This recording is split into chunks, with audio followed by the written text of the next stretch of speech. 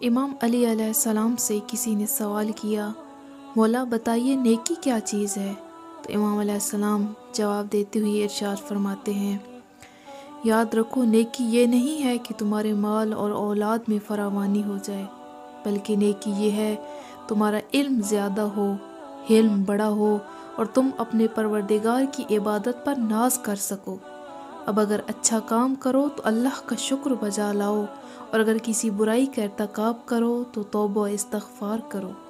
دنیا میں صرف دو شخصوں کے لیے بھلائی ہے، ایک وہ جو گناہ کرے تو توبہ سے اس کی تلافی کرے، اور دوسرا وہ جو نیک کاموں میں تیز کام ہو۔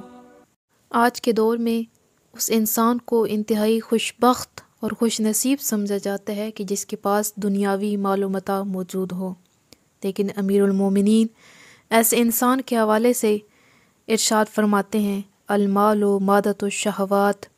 یاد رکھو مال پر فخر نہ کرو، بلکہ یہ مال ہی ہے کہ جو انسان کی نفسانی خواہشوں کا سرچشمہ ہے۔